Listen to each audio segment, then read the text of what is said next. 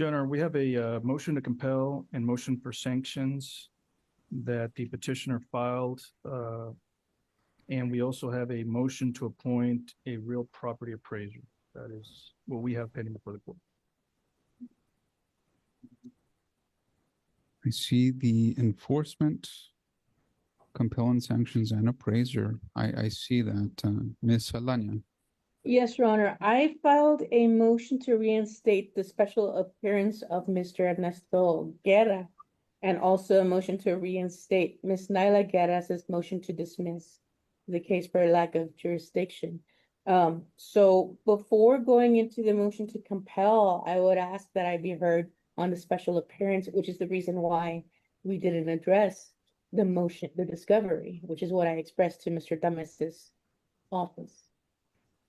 Give me 1 second. Let me see if I understand the last part that you said. You said you didn't move on the motions. Why? Because we are still pending Mr. Guerra's special appearance. So I didn't want to respond to something and waive. No, I thought you said something about the master because we were last here whenever that hearing was, and I think that was set, the special appearance and the motion to dismiss, all these things were set, but then by agreement, I think the parties mutually agreed to a master in Chancery, and then you all further agreed to Sigifredo Perez, and then I reviewed his report, and that puts us in a different situation. What about that is incorrect, Ms. Alania? It is incorrect that we did not agree. My clients and I did not agree to the master in Chancery. In fact, we had a hearing where the court ordered that a master in Chancery be appointed and file reports. And so that was not an agreement. The other issue that was not an agreement was Mr. Sigifredo Perez. Because I was objecting to the master in Chancery appointment, I did not agree to anyone being appointed. So that was not an agreement. In fact, I filed a response objecting to the master's report, as was allowed in court at that hearing. I was given. So let's do this. Remind me, Ms. Alania, when did you make a request for rehearing, or did you send in another fiat for the special appearance and motion to dismiss? I filed a special appearance order setting hearing a while back, and it was never signed. It was never given a hearing. So I filed a motion to reinstate the special appearance and a separate motion to reinstate the Ms. Naila Guerra's motion to dismiss. I'm not sure how they would be reinstated if they were never said or heard, but assuming that that is true, and I don't know that it is. But when did you file those motions to reinstate? I filed it timely. I filed it 3 days before this hearing. The 3 days was Sunday, however. Well, no, that is factually incorrect. So timely does not mean 3 days before, because the court needs to send out notice at least 3 days. But that doesn't mean that you mail it in or you hit send on the electronic service, because when you do that, it first goes to the clerk's office, then they process, then they send it upstairs electronically to the coordinator, then they process it. It gets reviewed by her and by our staff attorney, and then gets sent to me. That, on a good day, takes 1 to 2 days. So if you file 3 days before, you're already outside the setting window, because things don't happen by osmosis. So let's do this in the interest of fairness and justice. The motion to dismiss is not set for today. The court will not hear that until we can set it, notice it, set it, and give counsel time to respond. The special appearance is a different animal because those take precedence over all other motions. So, Mr. Tamez, what objection, if any, do you have to the court hearing a special appearance? It's been waived. Tell the court how and why. Judge, a special appearance, as you know, is a vehicle that's used procedurally by a party who's denying that the court lacks jurisdiction over it. In this particular case, Mr. Guerra has participated in the litigation of the current proceedings before the court. Mr. Guerra, as we've already discussed, and this is just a delay, he lives in Webb County. Right? The property subject to the suit is in Webb County. And he was served with citation and he's answered. All of those are precursors to a clear waiver of any special appearance, but just the fact that he lives in Webb County, was served in Webb County, the property subject to this enforcement action is in Webb County. I just don't see under the rules of procedure how, with a straight face, counsel can come in here and saying that she's entitled to a special appearance for Mr. Guerra. It's beyond me.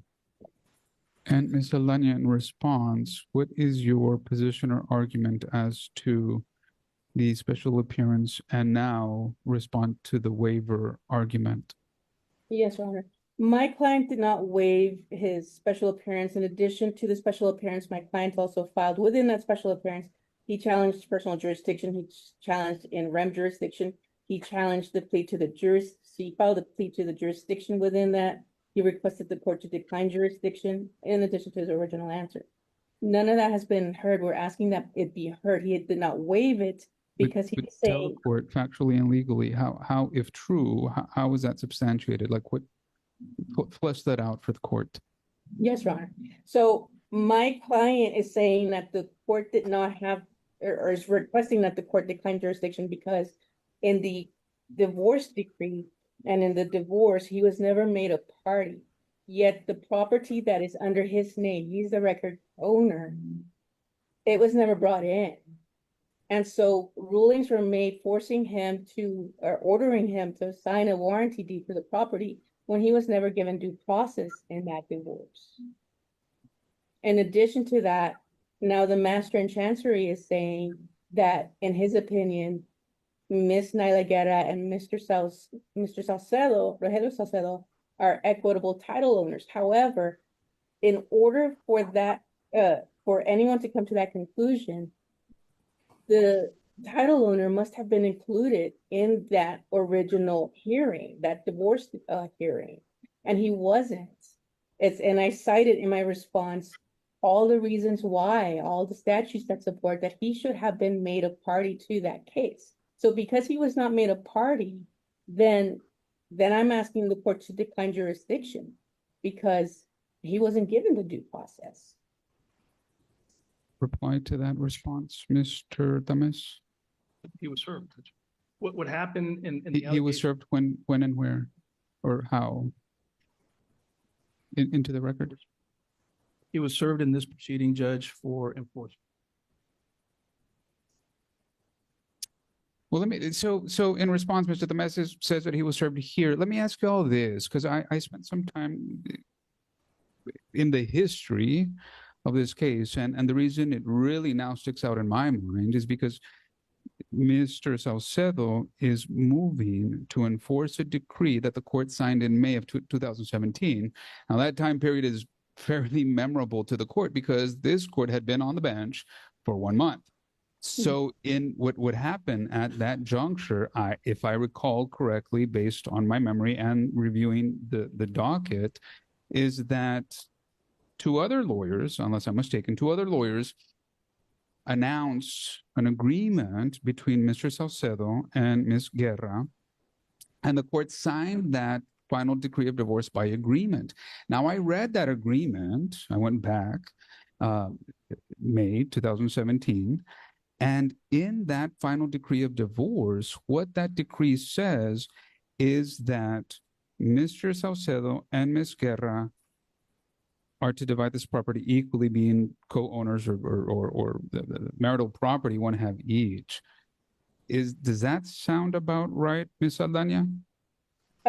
Not entirely, because it did not in the divorce decree ever state that that property was community property.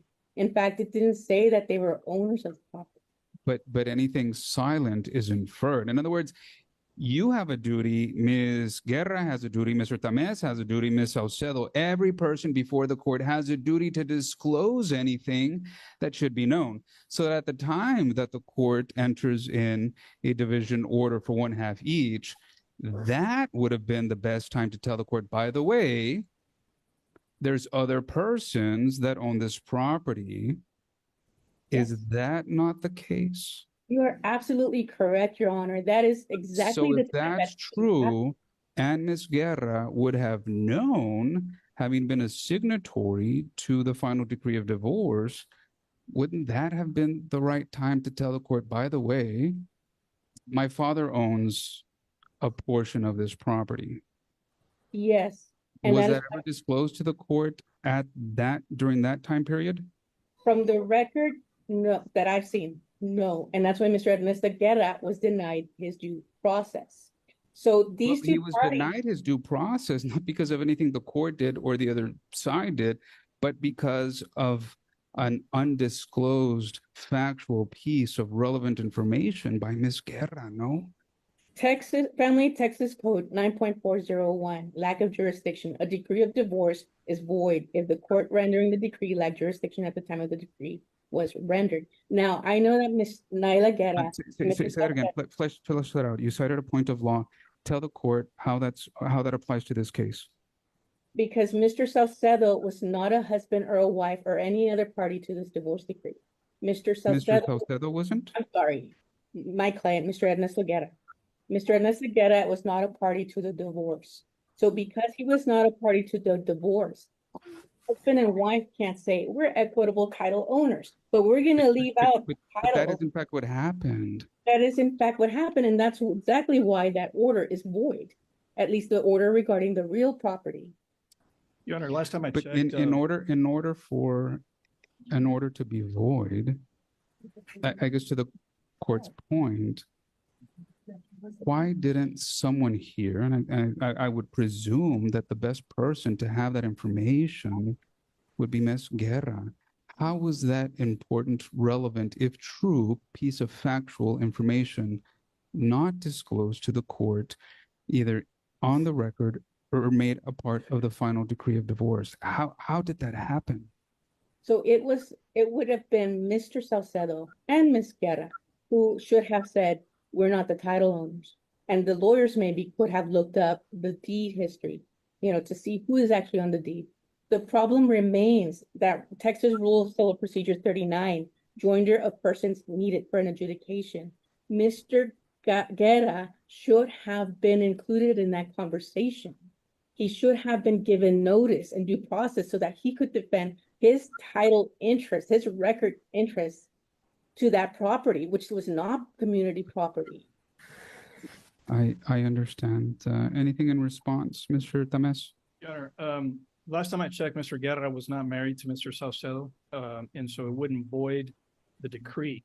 What counsel is arguing, if true, then her client, where I think she has a very serious conflict between father and daughter.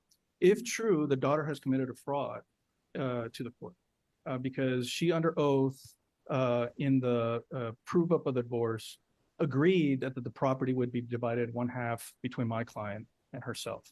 As the court accurately pointed out, that duty to, and she was represented by an attorney. Both parties were. Both parties blessed the divorce decree that was signed by the court. And so if that's the case, if we want to undo everything that the court has already done about 10 years ago, then Ms. Saldaña's client has committed and perpetrated a knowing fraud. Notwithstanding, to address the issue of this mysterious special appearance, Judge, the court's own document shows that the client was served. Inaudible. For the record. On March 2025. So the Mr. Guerra is before the court. He is a resident of Webb County, and we're here to address these issues because the divorce decree, up to now, my client hasn't received any interest pursuant to the decree. He hasn't received any of the information that decree orders that he be provided. He has not seen any proceeds from any rental. He has just barely, through a lot of struggle, started to receive some of the statements relevant to this property. So to say that, let's parse this out, the special appearance, he is here. He has been served. He is before the court. And he is a resident of this county. So I don't know how a special appearance rectifies that fact. Like I said, it wasn't just a special appearance, but in addition to that, if Ms. Naila Guerra is guilty of fraud, then so is Mr. Salcedo. because he was here and he should have known the history, what the condition of the property he claimed was his. Well, he did. And So he, if Mrs. Guerra is guilty So of it, let me ask some questions. And if I missed a pleading, Ms. Aldana or Mr. Tames, you need to remind me. But Ms. Aldana, let's assume that I agree with you in the first instance as to service or notice in the divorce decree. And I don't know that we get there because that is finalized. But there is no question that Mr. Guerra has been served now, and at least since March 2025. Let's assume that the court would grant, and I don't know why it would, but let's assume that the court would grant a special appearance and the dismissal of this claim. Is there any pleading or prayer for relief that would undo the final decree of divorce of May 2017? Ms. Nyla Guerra's motion to dismiss for lack of jurisdiction.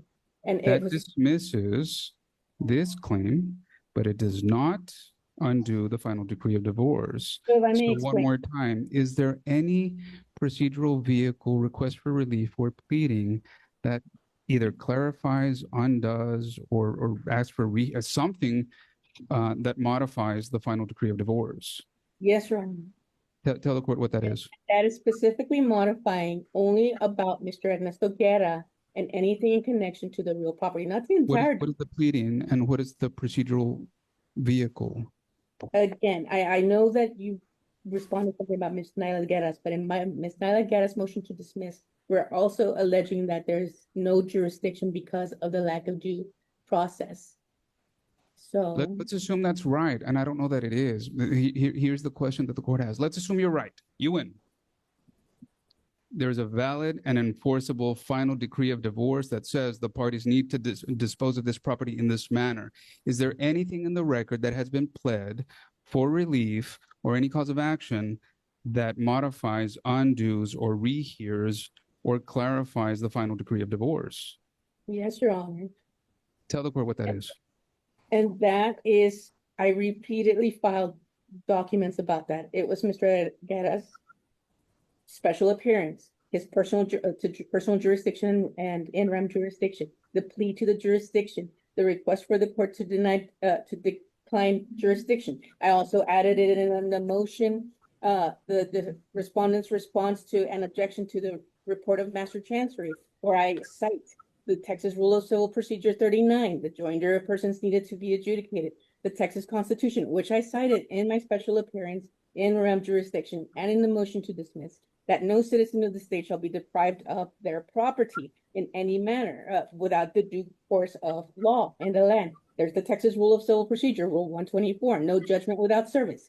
In no case shall judgment be rendered against any defendant unless upon service or acceptance or waiver of process. He was ordered by the court, by the divorce decree, to sign a special warranty deed because clearly Mr. Salcedo and Ms. Guerra did not have ownership. In fact, it was not fraud because it was disclosed, and that's exactly why Mr. Guerra was ordered to sign that special warranty deed. Additionally, I also wrote in here that I filed with the court, the Texas Family Code 9.401, lack of jurisdiction, a decree of divorce again, is void if the court rendering decree lacked the jurisdiction at the time. I'm not saying the entire divorce decree is void. All I'm referring to is Ernesto Guerra's portion of it, which is the real property and his person.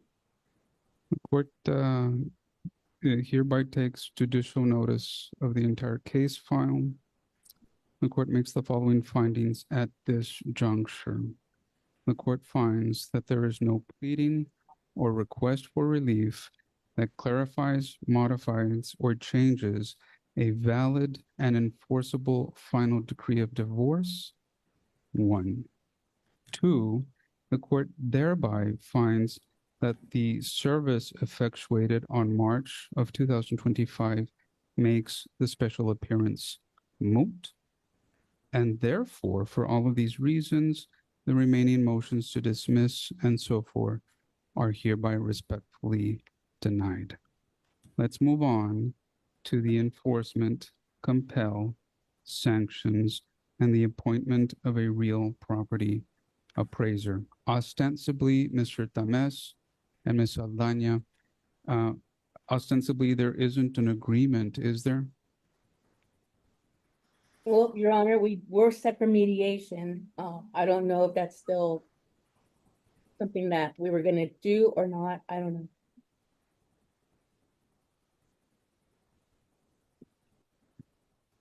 No, Your Honor, I'm ready to go on my motions, and just for the clarification of the court's ruling, I spoke earlier.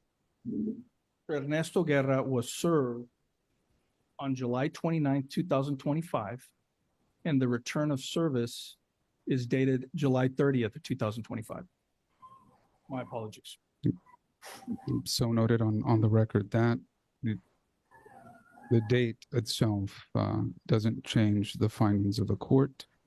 There is a valid and enforceable final decree of divorce, and there is no, in plain English, there's no card on the table that allows the court to modify that decree in any form. It's valid and enforceable, and there you go. And then on the subsequent enforcement action, there's service, so on we go. Folks, this is now the third contested matter on the court's docket. Talk to each other, see if you can come to a good place. Anything that you don't agree to, I will make a decision for you. Mr. Saucedo, Mr. Guerra, and Ms. Guerra, talk to your lawyers. I wish you best luck shortly. Good luck. Yes, Judge, as to the two motions pending before the court today, on the motion. Well, there are three. Sorry, There are three. I have two. Motion for enforcement, motion to compel, and appointment of an appraiser. For the Motion to compel, enforcement, motion for we're gonna appointment. go to mediation. We're gonna go to mediation for that. Well, I don't know what the motion for enforcement means, but I have two: motion to compel and motion to have the court appoint appraiser. The motion for enforcement of property division and modification of the child support order was filed by. Well, that's me, but I think that's on the merits. I don't know why that's. Oh, they're not. Well, no, there's a petition and then there's a separate motion. Really? You said on both. Okay, well, I think the motion itself, Judge, is for purpose of the petition on the merits, which that's still pending based on Sure, protracted discovery issues that we're having in this case. sure.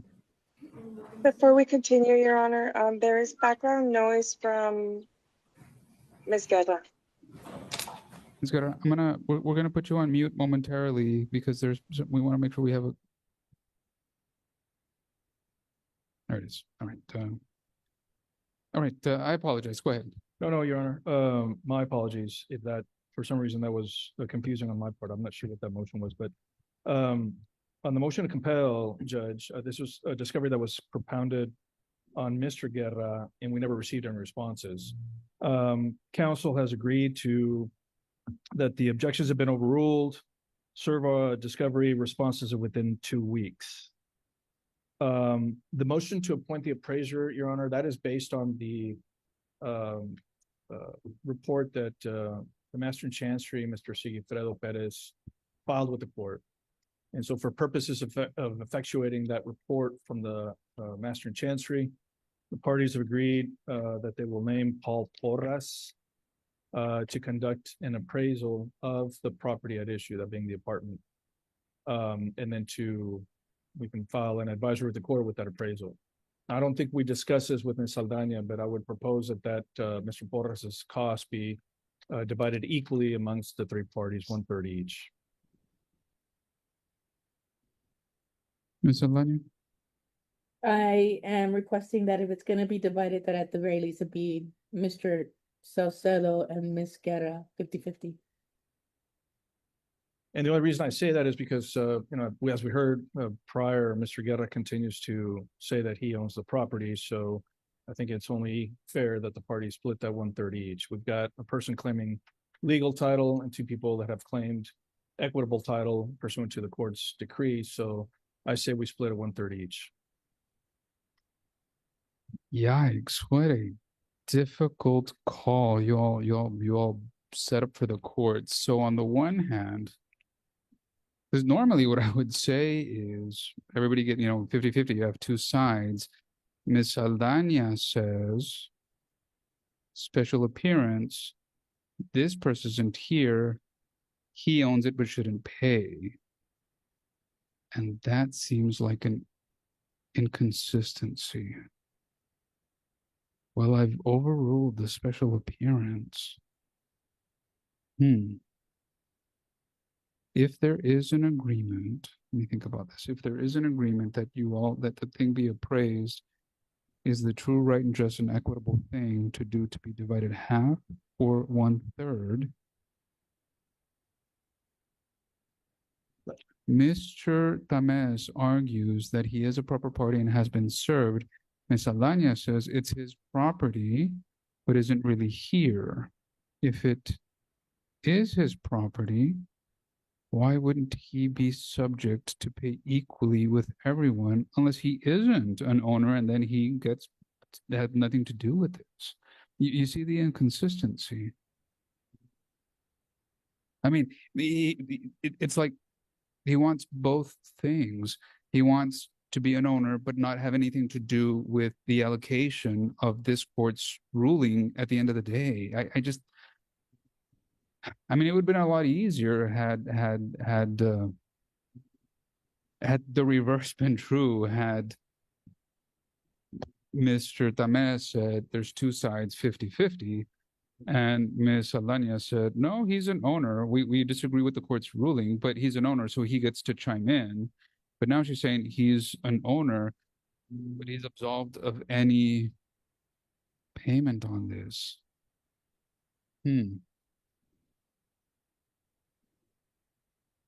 What an interesting situation. I mean, crystallize your arguments, Mr. Tamez. Why should Mr. Guerra pay? And I'm going to ask you the reverse, Ms. Aldana. Crystallize this, please, because I see that there's just some logical inconsistencies with saying, you didn't serve me, I'm not really here, it's my property, I'm not paying to have my property evaluated. Give me why should Mr. Guerra pay Mr. Tamez? Yeah, so as I mentioned before, Judge, the law recognizes title, right? Title ownership is an incidence of ownership. The court and our legal system in Texas also recognizes equitable title. Now, from what I've heard from counsel in representing Mr. Guerra, she's saying, I don't care if the court adjudicated equitable title in Mr. Saucedo and Ms. Neyla Guerra. The owner is Mr. Guerra. Okay. That's going to be litigated. That's going to be determined to what extent. But because of that, the law recognizes bare legal title and equitable ownership. In this case, I'm assuming we have three parties. We have one plaintiff, two defendants. They're all making claims of ownership, equitable ownership as to Mr. Saucedo, equitable ownership as to Ms. Guerra, and bare legal title for Mr. Guerra. So I think equally all three should be burdened with this cost because that's the argument they're making. Response, why should Mr. Guerra not take a 1/3 of this bill, Ms. Aldana? This is an enforcement of a divorce decree, a divorce between husband and wife. They're the ones that Mr. Saucedo is seeking some remedy from Ms. Neyla Guerra. As far as any arguments about title, that should have been done in 2017. And therefore, our position remains that Mr. Guerra was not made a party. And therefore, to say we have equitable title just because we said so is inappropriate because the true record owner was never brought in. And now, not only was he denied due process back then, now he's being told, in addition to that, now you have to pay 1/3 of this appraisal. It's unjust. Let me ask you this. Let me ask you both this, and I don't know the answer. And the answer to these questions is going to resolve this issue, although it's a 1/3. I can't imagine that this is. I don't think anybody should be losing sleep over this. But I do want to get it right in any event. So, what in the record, Mr. Tamez? And I'm going to ask you the same question, right? Maybe I'll start in reverse this time, Ms. Aldana, and then I'm going to ask you, Mr. Tamez. Ms. Alenia, what in the record reflects that Mr. Guerra is an owner, whether in title or in equity or anything else? Because what the court presumes at this juncture is that the only finding is in the final decree of divorce, May of 2017, that says there's two owners. So just on that, just at that one time one, there's two people, there should be two split 50-50. But I think your client, Mr. Guerra, is now making the argument that he's some sort of owner. If that's true, then he should partake in this fee. So tell the court what in the court's record, in the case file, evidence shows and proves that Mr. Guerra is a title owner, either in fact, in equity, or anything else. The final divorce decree orders him to sign a special warranty deed because they recognized that he is the title owner. Again and again, we have filed a deed showing that he is the title owner. Again and again, we filed pleadings showing that he is the title owner and that he was never given due process to defend his title. Same question, Mr. Temes? Yes, Judge. I think what counsel misses is that there's two types of ownership. And bare legal title does not mean that my client or the court could not adjudicate that they have equitable title. I understand this argument. I think that's been discussed ad nauseum. The gentleman is before the court. The gentleman is here, and I assume the gentleman is continue to argue that it's his property. So if the gentleman is going to continue to make that argument, that I think the gentleman needs to be proportionally charged with the expenses of defending this bare legal title that he's claiming. I think that's equitable. If not, then that's fine. We'll split it 50-50, but I think that will cut against this argument because you can't have that duality. You can't make at one time an argument that I am the owner at the same time saying, but I'm not going to take any responsibility and pay no expenses as a true owner. So it's inconsistent and it's, yeah, we can't have it both ways.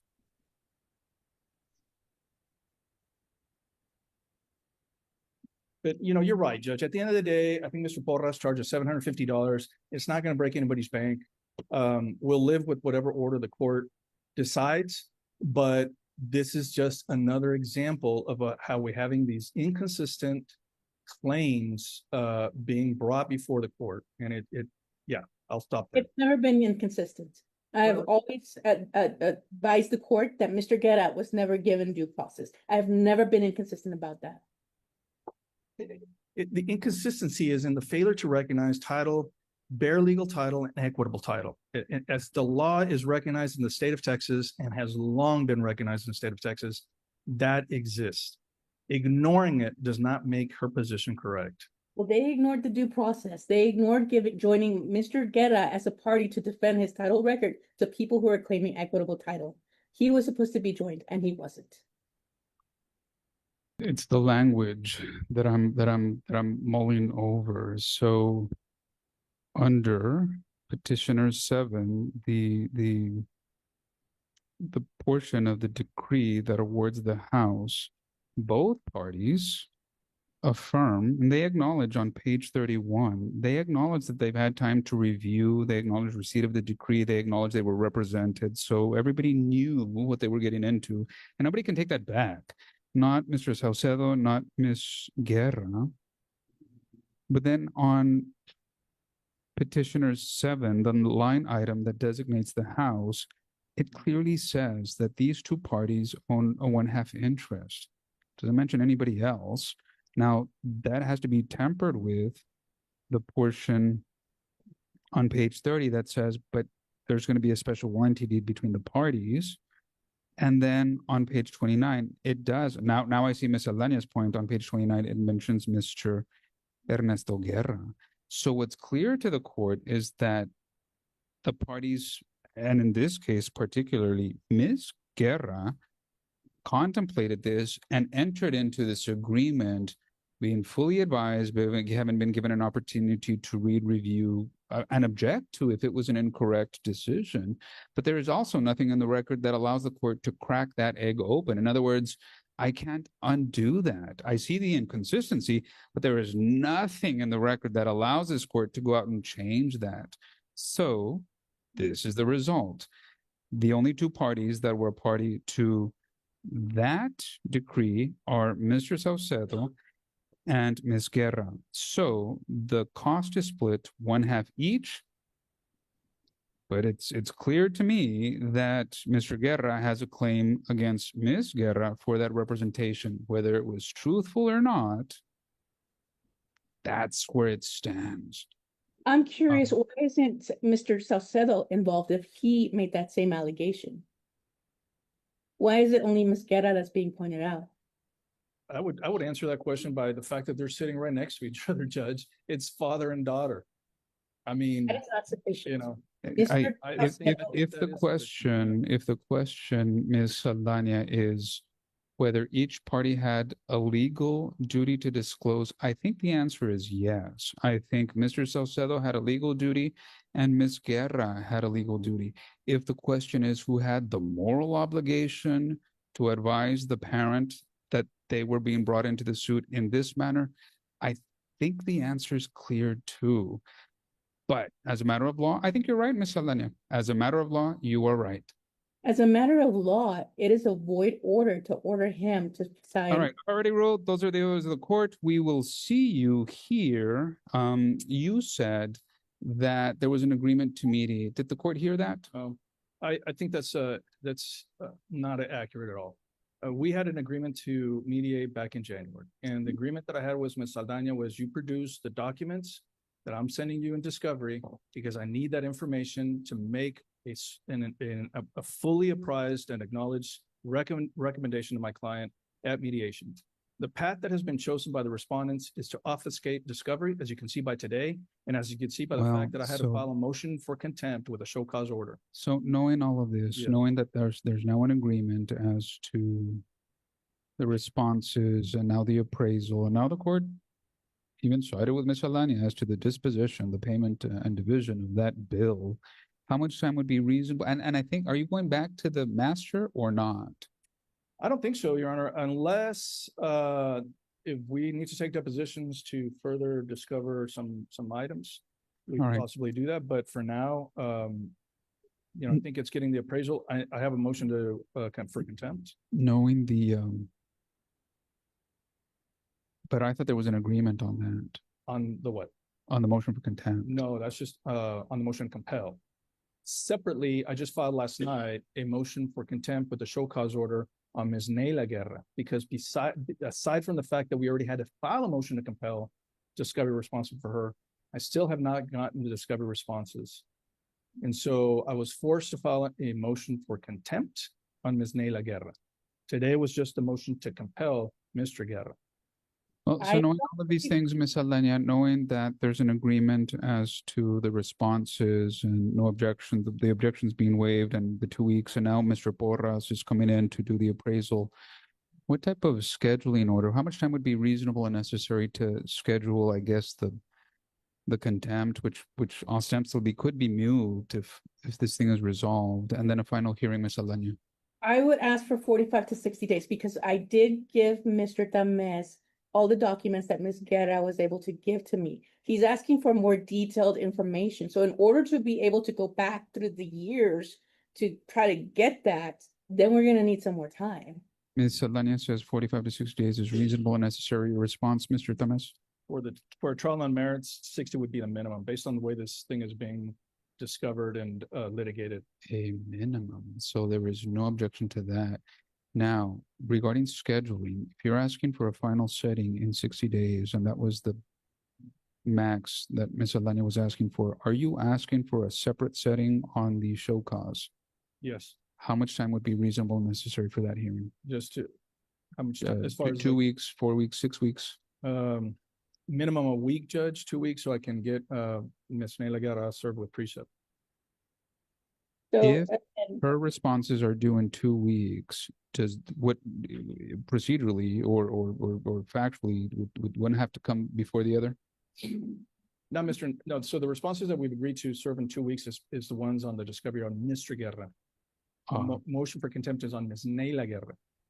And I have plenty of reasons why in that motion to contempt that it's not just as easy as saying, oh, she gave me everything she has, but A lot of time has been spent on this, Judge, unnecessarily. But this is the path that the respondents have chosen, and so I Mr. intend to Tamez prosecute. says 2 weeks on the show cause. Your response, Ms. Alanya? I agree, the order with the real property is void. So yes, a lot of time has been spent on this. I've ruled, and I appreciate the argument. I think it was a good argument. I've already ruled. I understand, Ms. Alanya. I understand your position. It just doesn't help to hear the same argument when I've already ruled. And my question is, for Mr. Tamez's request, unless you tell me that 2 weeks is not reasonable, I'm going to set that. Please answer that question. I was asking for 45 to 60 days for Nyla's contempt so that we can try to get the information that he's asking for, because he's asking for years from before. That's the So answer that I needed That was what to I was hear. asking. All right. We'll come back on the show cause on May 19th at I'm out of town that day. I have a vacation. This time I do know that I have a vacation letter. yes, it starts on the 18th. It's been calendared.